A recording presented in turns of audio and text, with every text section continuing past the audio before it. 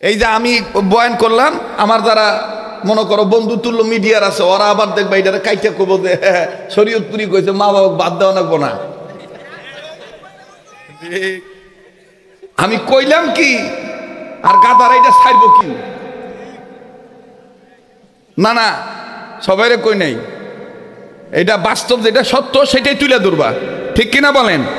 বউকে বউয়ের আদর দিতে হবে, মা বাপকে মা বাবার সম্মান দিতে হবে, যার যতটুকুন হক ওই হক আদায় করতে হবে, তাইলে দেখবা যে কোনোদিন ফিতনা হবো না, ঠিক কিনা বলেন? আর দুনিয়ার সব শাশুড়িরা যদি পুত্রবধূকে মেয়ে মনে করে তাহলে কোনোদিন ঝগড়া লাগবো না, আর পুত্রবধূরা যদি শাশুড়িকে মা মনে করে তাহলে ওই শাশুড়ি আর পুত্রবধূর মধ্যে কোনোদিন হিংসা আসবো না, কোনোদিন ঝগড়া হবো না। সামনেতে মোরাইয়া গিয়েছি যত, পিছনে পড়েছি তত,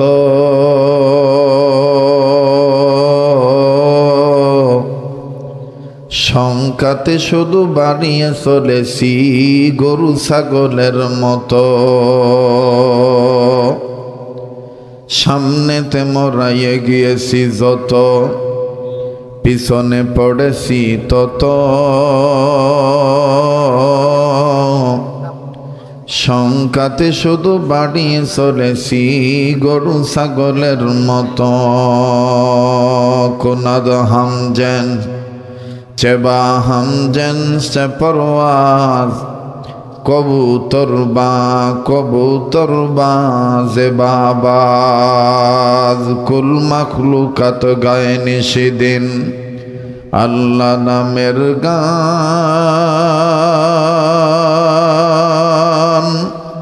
তোমার নামের এতই মধু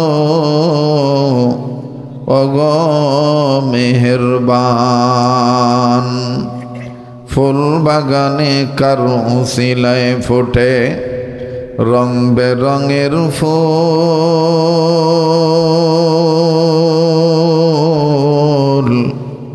সে যে ধরাই অন্য কেহ নয় যে মানব, নামটি মুহাম্মদ রাসূল।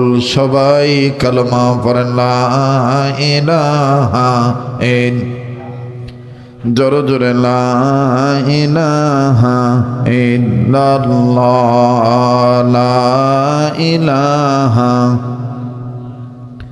ভাই মোহাব্বত করে সবাই জোরে সোরে কালেমা পড়েন লা ইলাহা।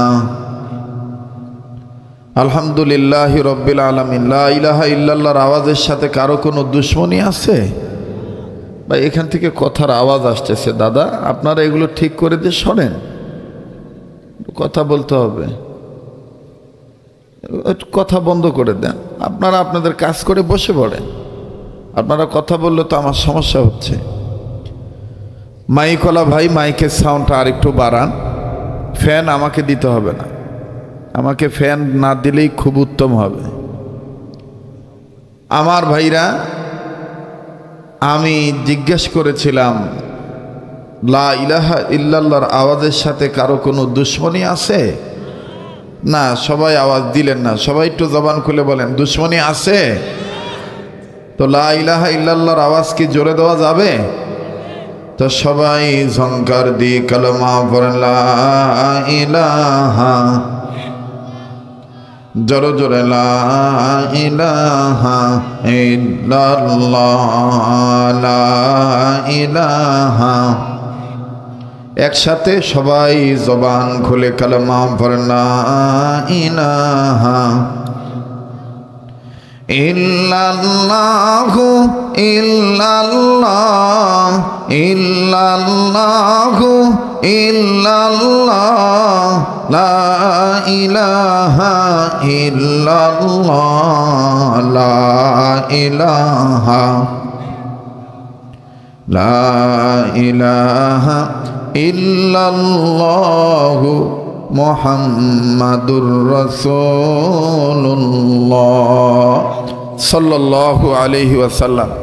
মহিষামুড়া দারুস সুন্নাহ ইসলামিয়া মাদ্রাসা কর্তৃক আয়োজিত অধ্যকার ইসলাহি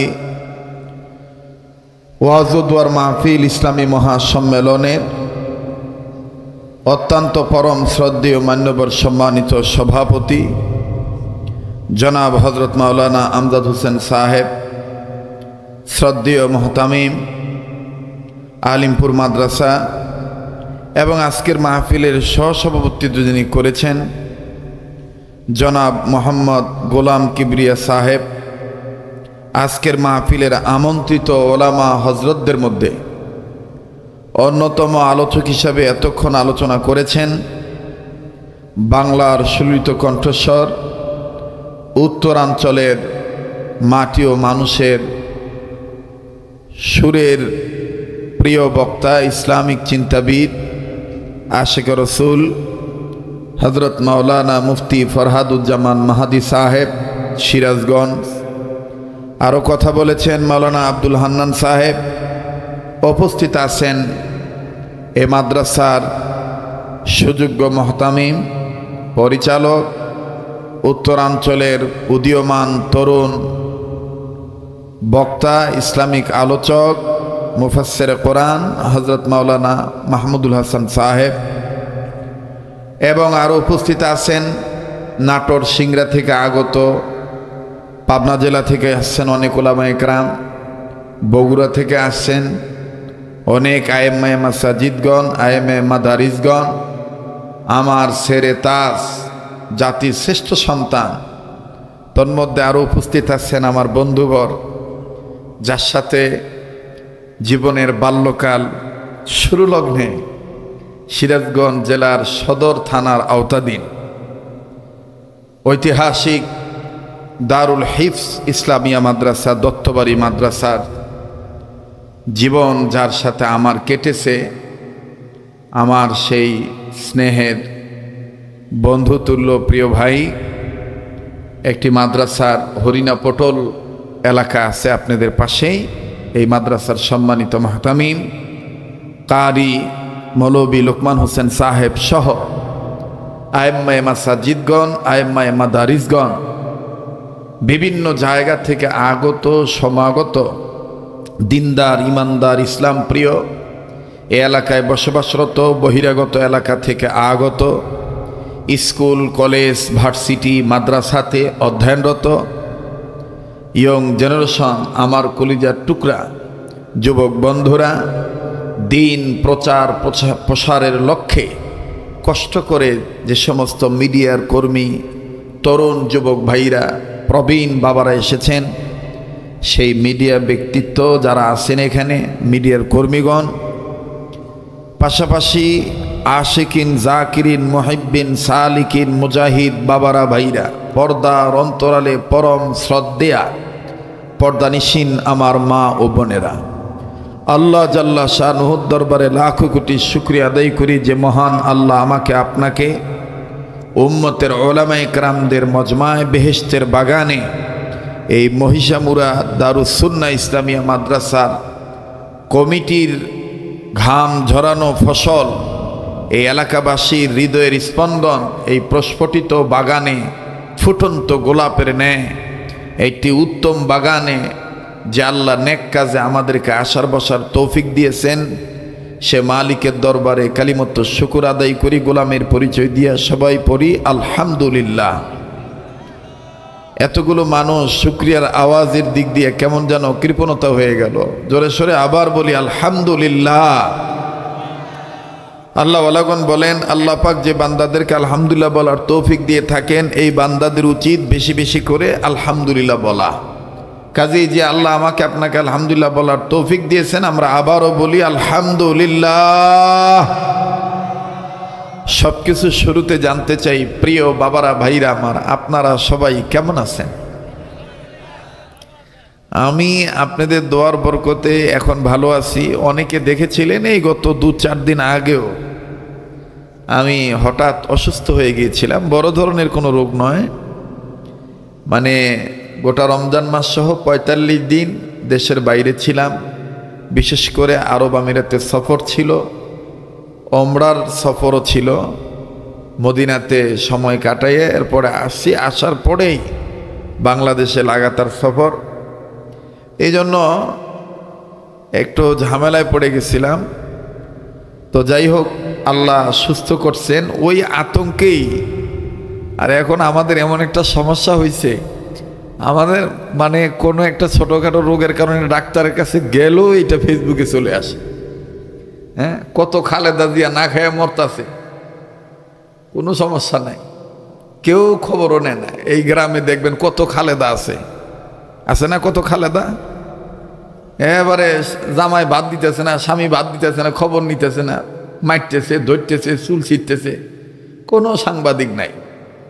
আর বিএনপি চেয়ারপারসন যে বেগম খালেদা জিয়া আছে, এ তো খালি রুমাল এরকম করে মুখের কাছে নিয়ে খালি হ্যাঁ হ্যাঁ এবং কাশিও দেয়। তাও দেখবেন যে 2000-এর উপরে সাংবাদিক বলবে যে দেশনেত্রী বেগম খালেদা জিয়ার স্বাস্থ্যগত অবস্থা সম্ভবত ভালো নয়। কথা না, ঠিক না? আরে এমন একটা অবস্থা। তো যাই হোক, আল্লাহ তাআলা আমাকে আপনাদের দয়া ভালো রাখছেন। ভাই আপনি নিচে বসেন, এই যে বড় হুজুর আপনি নিচে বসেন কে? হ্যাঁ, ভালো লাগতেছে কোন সে দিই, আপনার ছাত্র হওয়ার যোগ্যতা আমার নাই, আপনি নিচে বসেন।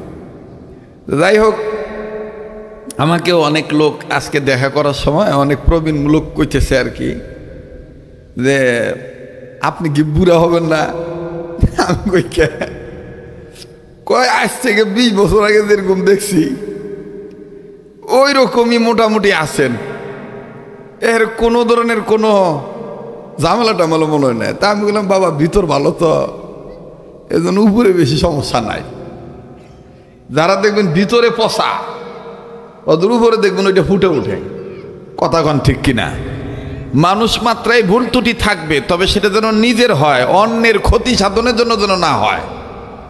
অন্যের ক্ষতি করবেন, নিজে ভালো থাকতে পারবেন না। নিজের যে ভুল ত্রুটি হবে, গুনাহ হবে, পাপ হবে, এই জন্য আল্লাহর কাছে মাপ চাইবেন, কিন্তু অন্যকে কখনো ফাঁসানোর চেষ্টা করবেন না। অন্যকে যদি ক্ষতি করেন তাহলে নিজের ক্ষতি হবেই হবে। কথা বলেন ঠিক কিনা? তো যাই হোক, অনেক দিন পর আমি আসছি আপনাদের এই সিরাজগঞ্জ সদর থানায়, পার্শ্ববর্তী থানা কাজীপুর, এরপরে বগুড়া জেলার দনুর থানা। তো সব কিছুর শুরুতে আবার জানতে চাচ্ছি আপনারা সবাই ভালো আছেন তো ইনশাআল্লাহ? তো একটু বলেন আলহামদুলিল্লাহ। বেশি না, গরমের সময় উপচে পড়া গরম, এই ভ্যাপসা গরমের মাঝে অত কষ্ট দেব না, শুধু ওয়াদা পালন করার জন্য আমি আসছি। আমাদের স্নেহের মাওলানা মুফতি মাহমুদ খুব ভালো বক্তা, আমাকে কয়েকদিন আগে নিয়ে আসছিলেন, এখানে 4 দাওয়াত দিছিলেন। এই 4 দাওয়াত খাইতে এসে ফাইসা গেছি। হ্যাঁ, হুজুর আপনি যদি মাঝে একটু দোয়া করতে আসেন, তা আমি বললাম যে উত্তরবঙ্গে আমার সফর আছে 14-15 দিনের, ওই সফরের সাথে মিলায় আমি ডেটটা দিতে পারবো। ওনাদের একটা নির্ধারিত ডেট ছিল, কিন্তু ওইটা শুধু আমাকে কেন্দ্র করে গ্রামবাসী নাইবে রসুলকে মহাব্বত করে প্রতিষ্ঠানের দিকে লক্ষ্য রেখে এই ডেটটা তারা করছে। এতে আপনারা খুশি না বেজার? বলেন খুশি না বেজার? কারা কারা খুশি আছেন একটু আল্লাহকে দেখান তো, 2 হাত তুলে, একটু হাত তুলে দেখান তো দেখি বাবারা, সোনার বাবাজিরা, মাশাআল্লাহ। এটা মোট করে ধরেন, সারেন, ধরেন, সারেন, ধরেন, সারেন। এবার বেহেশতের বাগান সাজানো নিয়ত করে আঙ্গুরগুলো ফুলের মতন সরান। এবার একটু অ্যাটেনশন ঠিক করেন, ডান বাম নাড়া সারা দেন, ধরে নাড়া দেন। এবার মুজাহিদের মতন বিপ্লবী কণ্ঠে উচ্চ আওয়াজে বলেন তো দেখি আল্লাহু আকবার। হয় নাই, আবার কোন আল্লাহু আকবার, নারায়ে তাকবীর। হাত নামান। জি, আমি আপনাদের পরিচিত মানুষ, আমার কণ্ঠ, সুর, শব্দ, কথা বলার স্টাইল এটা আপনাদের অনেকের জানা আছে। এলেম আমার নাই বললেই চলে। আল্লাহওয়ালাদের সোহবত নিয়ে যতটুকু ঘুরি, তাদের কাছ থেকে যতটুকু অর্জন করছি, এটা নিয়ে চলাফেরা করি। দোয়া করবেন, আমি আপনার জন্য দোয়া করব। আগামী 1 তারিখের মধ্যে আমি আবার হজের সফরে চলে যাব। মোটো আমার নিয়ত ছিল না এবার যাওয়ার, এই গতকালকে কনফার্ম হয়েছে, বায়োমেট্রিক, ফিঙ্গারপ্রিন্ট গতকালকে কনফার্ম, যেতেই হবে। মানে আল্লাহ যদি বারবার নেয় তো কেউ তো কারো কিছু করার নাই। ছোটবেলায় বিমান দেখতাম, দৌড় মারতাম, এই বিমানে কারা ওঠে? বড় লোকরা ওঠে। কইতা বাবা জীবনে বড় লোকও হারবো না, আপনি উঠতে পারবো না, কথা কয় না। আর এখন আল্লাহ তাআলা বৎসরে কতবার যে বিমানে উঠায়, এটা আল্লাহর মেহেরবানি। তো আমি আরাফাতের ময়দানে এবার যাব জয়ীফুর রহমান হয়ে, হাজি হয়ে, মিনা মুজদিলিফায় আপনাদের জন্য দোয়া করব। আপনারা আমার জন্য দোয়া করবেন তো ইনশাআল্লাহ? তো ঘন্টাখানি সময় দিতে পারবেন ইনশাআল্লাহ? আপনাদের সবাইকে জীবনে একবার হইলেও মক্কা মদিনা জিয়ারত নসিব করে দেন, বলেন আমিন।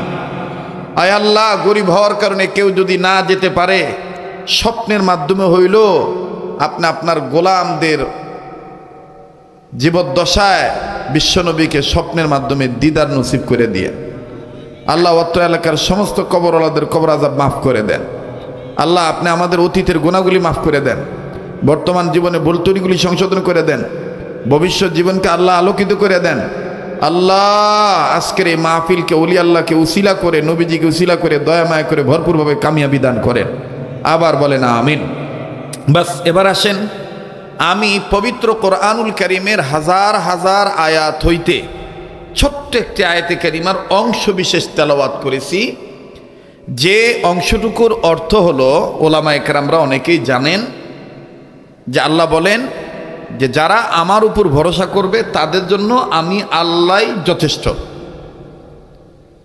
যারা আল্লাহর উপর ভরসা করবে তাদের জন্য কে যথেষ্ট? কথা কয় না, আল্লাহই যথেষ্ট। আল্লাহর উপর ভরসা বাদ দিয়ে যদি কোনো নেতা নেত্রীর উপর ভরসা করেন, মনে রাখবেন সাময়িক আপনি ভালো থাকবেন, কিন্তু এক সময় আপনি হয়ে যাবেন অতিষ্ঠ। কথা কয় না। আল্লাহ যদি হয় আপনার জন্য যথেষ্ট, তাহলে আপনি কোনোদিন হবেন না অতিষ্ঠ।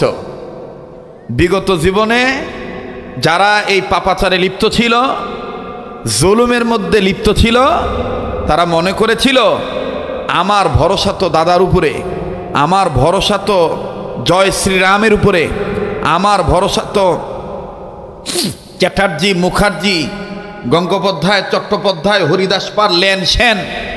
এরপরে মাঝে মাঝে গা ঢাকা দেওয়ার জন্য, শাক দিয়ে মাছ ঢাকার জন্য, মুসলমানিত্ব বজায় রাখার জন্য পট্টি বাঁধতো, হাতে তসবি নিত মাঝে মাঝে আর কি। এটা যখন আবার ভোট আসতো তখন বলতো আর কি। কথা কয় না, জোরে কথা কয়। এখন কি আস্তে কথা বলতেছেন? এখনো ডরাইতেছেন নাকি? এখন কি ওই নাসিমের বেটা আইসা গুলি করবো না? কথা কয় না, কথা কন না কে? হ্যাঁ, এখনো কি কেউ আইসা গুলি করবো না? এখন আর ওই দিন আছে? তাহলে কথা একটু জোরে জোরে কওয়া লাগবো। হকের কথা হকের পক্ষে আওয়াজ দেওয়া কওয়া লাগবো। সরকার চলতে পারবে জনগণের মাধ্যমে, জনগণ সরকারের মাধ্যমে চলে না, এটা সবসময় মাথায় রাখতে হবে। কথা বলেন ঠিক কিনা? আমার ভাইরা, আমার বন্ধুগণ, ইমামের দাম থাকবো না যদি মুসল্লি না থাকে। জনগণ যদি সরকার না চায়, জনগণের কোনো খাওয়া নাই। পীরের কোনো দাম নাই যদি মুরিদ না চায়, মুরিদ যদি না থাকে। কথা কন ঠিক কিনা? কিন্তু বিগত 14, 15, 16 বছর হয়ে গেছিল কি আমরাই মূল, আমরাই মূল, আমরা থাকবো 41 সাল পর্যন্ত, আমাদের থাকতে হবে, আমাদেরই প্ল্যান প্রোগ্রাম আছে, জাতি আমাদেরকে সুযোগ করে দিবে। মানে নাম মাত্র খালি সার্কুলার দিত, জাতিকে নিয়ে সামনের দুর্দিনগুলো আমরা সুদিনে ফিরিয়ে আনবো। আমরাই মূল, আমরাই মূল, বাঙালি মূল। মূলত বাঙালি মূল না, এটা ছিল ডায়লগ, আর পিছনে ছিল ইন্ডিয়া মূল। কথা কন ঠিক কিনা? মুসলমানের কখনো দাদা বাবু ইন্ডিয়া হতে পারে না, রাশিয়া হতে পারে না, আমেরিকা হতে পারে না, চীন, জাপান, জার্মান, নাইজেরিয়া, বুলগেরিয়া হতে পারে না। মুসলমানদের একমাত্র আমার বন্ধুগণ মিশন হবে রাসূল আকরাম সাল্লাল্লাহু আলাইহি সাল্লামের আদর্শ, মদিনার বাতাস, মক্কার জীবনী। কথা বলেন ঠিক কিনা? মদিনার সনদে দেশ চালানোর কথা কইয়া আমার বন্ধুগণ আইসা জুমলো, জুমাইসারে এখন আর আঙ্গুর চিনেই না। কথা কয় না। বেশি দূরে যাওয়া লাগবো না বাবু, পিপুল বাড়িয়া, পিপুল বাড়িয়া চিনেন না? পিপুল বাড়ি একবার খালি ওয়াজ করছিলাম, এলাহানি গরম কথা কইছিলাম সাইদি সাহেবের পক্ষে। তখন নাসিমের বেটা কইছে যে এ বক্তা যেন জীবন আর সিরাজগঞ্জ ঢুকবার না পারে। তা আমি কইছিলাম যে তোর মার ভাতারে যেহেতু দেশ, কয়দিন থাকবার পরস তোরা দেহি, আর আমরা দেখি কয়দিন থাহি। এখন কেরা ঠেকাইব? এখন কোনে গেল তোর মায়ের নাঙ্গের আর ভাতারেরা, জাইরা শালারা? কথা কয় না। হয়তো আর জীবন আমাকে ভোট, আমাকে আইনবো না, দাওয়া তো দিব না, না দিল, কিন্তু মনে রাখতে হইব আমার বন্ধুগণ, জালিমের জুলুম চলবো হয়তো 10 বছর, 15 বছর, 20 বছর, এর চাইতে বড় জালিম ছিল নমরুদ, ফেরাউন, তারাও টিকতে পারে নাই। তোমরা তো কোন ছাতা মাথা নই মুদ্দির বাটা কই মুদ্দি, কথা বলেন ঠিক কিনা? রাগ করতেছেন না? ভয় পাইতেছে? চলবো কি চলবো না? আইয়ামো না পাইছাম বাহু? হ্যাঁ আইয়ামো? হ্যাঁ, তাইলে একটু জোরে সরে তকবির দেওয়া লাগবো। না রে তাকবীর। জি জানছে কি কইব?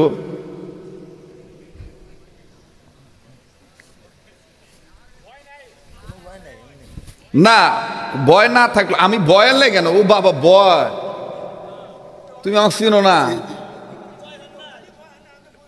তো ভয়, হ্যাঁ কথা কয় না, ঠিক আছে না?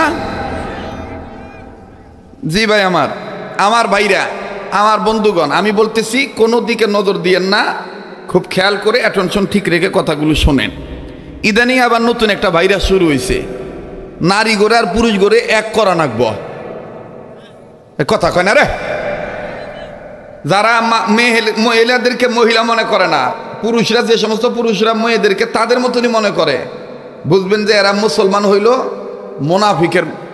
মুনাফিক মার্কা মুসলমান। মাইকোলা ভাই, আমি যা যা কই আপনি একটু শোনেন, একটু ঠান্ডা মাথা শোনেন। আমি কোনোদিন মাইকোলার হাতে পেশাল পারি না, খারাপ ব্যবহার করি না, কারণ ছোটবেলা থেকে বড় বেসা মাইকে কথা কই অভ্যাস তো, আর হাইব্রিডের গলা আমার না, আমি ভাঙ্গা মাইকে কথা কর পারি। এখন শোনেন, ওখানে দেখেন বাস নামে একটা সুইচ আছে, ওটা মোটা করেন, আর টন আছে, এটার মিডিল পয়েন্টটা আনেন, আর রিবাব আছে, এই যে ভালো মেশিন আনছেন এখানে রিবাব আছে, দেখেন এই রিবাবটা আরো বাড়ান, আর ভলিউম চেতান। এখন যদি সুইচ খুঁজা না পান তাহলে আপনি এখানে আহেন, আমি ওখানে যাই,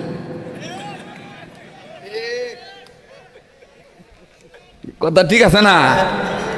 তা আমরাই ঠিক না? জি, কষ্ট হইতেছে আপনাদের? হ্যাঁ, আল্লাহ কবুল করুক, জোরে কোন আমিন, আরো জোরে কোন আমিন। আমি 9-10 বছর খালি মৌলবীর তামসা দেখছিলাম, যে কিবা করে ওয়াজ করে, তো 9-10 বছর আমি আমার নিজের ওই যে চক্রা ঘুরেছিলাম না, ওটা বাদ দিছিলাম, বাদ দিয়ে এলাহানি খালি একটু তামসা দেখছি। তামসা দেখি যে আমারটাই ভালো, আমারটাই ভালো।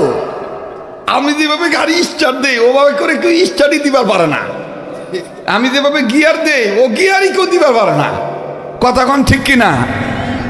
যেইটা দিয়ে জাতি আমাদেরকে চিনছে ওইটাকে তার মূল ঠিক রাখা লাগবে, তাইলেই বরকত হবে, কথা বলেন ঠিক কিনা?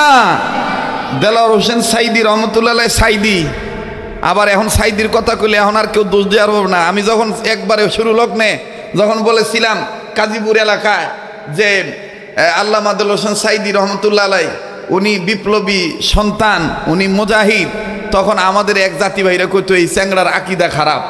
এখন যে আপনারা গুবান হয়েছেন জামাত ইসলামের লগে, এখন আকীদা কোনে গেল শোনা? গরিবের কথা বাসি হইলেও ফলে।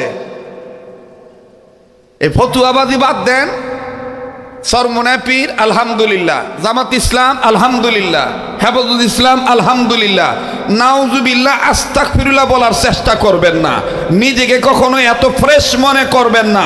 ঐক্যবদ্ধ প্ল্যাটফর্মে আসেন, অনৈক্য দূর করেন, দেখবেন ইনশাআল্লাহ বাংলাদেশ ছোট্ট আয়তন হইল, এদের গড় আয়ু কম হইল, এদের ইউনিটি এক থাকার কারণে বিদেশি সমস্ত দাদা বাবুরা নেস কুটিয়ে শেখের বেটির মতন পালাতে বাধ্য হবে, কথা বলেন ঠিক কিনা? এই জন্য আমাদের এক হইতে হবে। কেরা মাজার দিয়ে ব্যবসা করবার নইছে, ওরে ব্যবসা করবার দেন। ও যদি খালি কয় আল্লাহ মানি না, রসুলকে মানি না, তাইলে ওর মাজার ভাঙবেন, কথা কোন ঠিক কিনা? ঠিক আছে না? ও যদি কয় আল্লাহ মানি না, রসুলকে মানি না, তাইলে ওর মাজারের খাওয়া শেষ। ওর মাজারে বাজার ভাঙ্গে, মাজারে কি করবেন? বাজার বানাইবেন। যদি সে মাজার ঠিক রেখা, ওলি আল্লাহর মাজার ঠিক রেখা সে যদি সুন্নত মোতাবেক চলে, সঠিক পদ্ধতিতে চলে, তাহলে আমাদের সমস্যা কোথায়? কথা বলেন। তাহলে আমাদের কোনো সমস্যা নাই। অতএব আমরা ডিভাইডেড করব না, আমরা পরশ্রী কাতরের মধ্যে আর থাকবো না, এক মুসলমান আর এক মুসলমানকে কখনো বাঁকা চোখে দেখব না, আমরা ভাই ভাই হয়ে চলবো। দেখবেন যে আমাদের সব অভাব অনটন, দুঃখ দুর্দশা অশান্তি সব চলে যাবে, কথা বলেন ঠিক কিনা? এই জন্য আমাদের এক হওয়া দরকার আছে না নাই? কারা কারা ইসলামের জন্য এক হইতে চান একটু দুহাত তুলে আল্লাহকে দেখান তো দেখি। নারায়ে তাকবীর। অতএব আমাদের পরিষ্কার একটা আলাপ, দেশ সংস্কার হইতে 6 মাস লাগুক আর 1 বছর লাগুক, পাক্কা সিদ্ধান্ত আমাদের। এবার আমরা ভোট দিব, আগের মতন আর কোনো জালিমরে আমরা চাই না। আমরা ভোট দিব ব্যাগ মালে মিলা, সিরাজগঞ্জের ভাষায় কয় ব্যাগটি মিলা ভোট দিব। কাক? মুসলমান হিসাবে। এবারে ভোট দেব ভাই সেই মানুষের যে মানুষ পক্ষে থাকে ইমানদারের। এবারে ভোট দেব ভাই সেই মানুষের যে মানুষ পক্ষে থাকে আল কোরআনের। নারায়ে তাকবীর, নারায়ে তাকবীর। আল কোরআনের আলো, আল হাদিসের আলো। কোরআন হাদিস যেখানে, আমরা আছি সেখানে। নারায়ে তাকবীর। কি ভাই, সময় দিবেন কি দিবেন না? যখন দিবেন কি দিবেন না? তো যারা মেয়ে লোকদেরকে মেয়ে লোক মনে না করে নিজের মতন বানাইবার চায়, এরাই হইল মুসলিম উম্মার জাতির শত্রু, ঠিক কিনা? অনেক পুরুষ লোক আছে দেখবেন মহিলা মানুষকে প্রাধান্য দিবার চায় না। উঠতেও গাইলে, বসলেও গেলে হ্যাঁ তুই কি বুঝ। মহিলারা আছে নাকি? মহিলা নাই? ওয়াজ শুনবেন হয়েছে না? হ্যাঁ, মহিলারা মারবেন না, খুব ভালোবাসবেন। ওই আমার এক দাদি কছিল, গেদা এই না কথা কইেন না তো বাবু, দূর হারা এলাম কি জানি কবে ছিলাম। দাদি কছিল, দত্তবাড়ির গোলাম হুজুরের কাছে দেখবেন এরকম চুটকি চুটকি কথা আছে, খুব শিক্ষণীয় কথা। তো দাদি কছিল গেদা বিয়ে করার পরে বউর হাতে ক্যাটার ম্যাটার করো না। কেছিলাম কে দাদি? কয় রানের সিফাত গা হইলে মা কিন্তু মলম লাগাবো না, অতি কিন্তু মলম লাগাবো। যারা বিয়ে করছো তারা কথা কও না কে? জোরে কথা কও, ঠিক কিনা? এই জন্য বউরে বউর মহব্বত দিবা, মা বাপকে মা বাবার মহব্বত দিবা, তাইলে দেখবার ঝামেলা হবো না। আর যদি বউরে বিয়ে করে দেয় এবারে মা বাবার কাছে পিসা ভাইজার দেয়, বউরে নাই কোনো, তো বিয়ে করছো কে? বিয়ে করছো কে? আর মৌলবীরা আমার লোক একটু চ্যালেঞ্জ করবার কয়ে তো মা বাপ নিয়ে এক লগে খাওয়া নাকবো, এটা কোন হাদিসে আছে? একটু আনো তো দেখি, আনো দেখি কোন কিতাবে আছে। দেখো দেখো যে বিয়া করার পরে মা বাবাকে নিয়ে এক বাইর থাকা নাকবো, এটা কোন হাদিস আছে? একটু দেখাও। বরঞ্চ এইটা আছে, মা বাবার ভরণ পোষণ দাও, মা বাবার কি লাগবে সেটা দাও, মা বাবার যা লাগবে তাই দিবা। মা বাবার সাথে কোনো কটু কথা বলতে পারবা না, মা বাবার সাথে বেয়াদবি করতে পারবা না, মা বাবার সাথে খারাপ ব্যবহার করতে পারবা না, মা বাবার খবর রাখবা। এইটা আছে। এবারে বিয়ে করার পরে মা বাবা পাশের ঘরে থুইছে, এখন এই কুটনি বুড়ি উঠা সকালবেলা গেদা বউ নিয়ে হয়ে রয়েছে, হালাল বউ। এ কুটনি বুড়ি উঠা কয় ও সি সি গ আংরো বিয়াও ছিল, ও বালাজ লজ্জা মাথা খাই নাই, এত বেল পর্যন্ত কি মিয়া সওয়াল গ ভাতারে সাইড বাড়ি চায় না।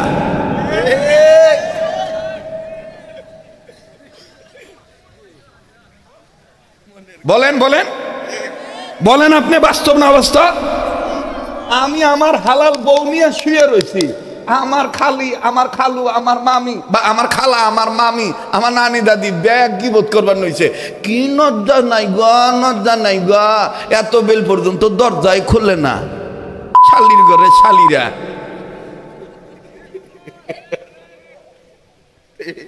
রাগ করবার নইছে। মা বাবার অধিকার আদায় করতে হবে, পিতামাতার হক আদায় করতে হবে, কিন্তু পিতামাতার হক আদায় করতে যেন স্ত্রীর হক থেকে যেন তাকে বঞ্চিত না করা হয়, এটাও খেয়াল রাখতে হবে। এই যে আমি বয়ান করলাম, আমার যারা মনে করো বন্ধু তুল্য মিডিয়ার আছে, ওরা আবার দেখবা এটা কাইটা কব যে শরীয়তপুরি কইছে মা বাবা বাদ দেওয়া লাগবো না। আমি কইলাম কি আর গাদারা এটা ছাড়বো কি? না না, সবাইরে কই নাই, এটা বাস্তব, যেটা সত্য সেটাই তুলে ধরবা, ঠিক কিনা বলেন? বউকে বউয়ের আদর দিতে হবে, মা বাপকে মা বাবার সম্মান দিতে হবে, যার যতটুকুন হক ওই হক আদায় করতে হবে, তাইলে দেখবা যে কোনোদিন ফিতনা হবো না, ঠিক কিনা বলেন? আর দুনিয়ার সব শাশুড়িরা যদি পুত্রবধূকে মেয়ে মনে করে তাহলে কোনোদিন ঝগড়া লাগবো না। আর পুত্রবধূরা যদি শাশুড়িকে মা মনে করে, তাহলে ওই শাশুড়ি আর পুত্রবধূর মধ্যে কোনোদিন হিংসা আসবো না, কোনোদিন ঝগড়া হবো না।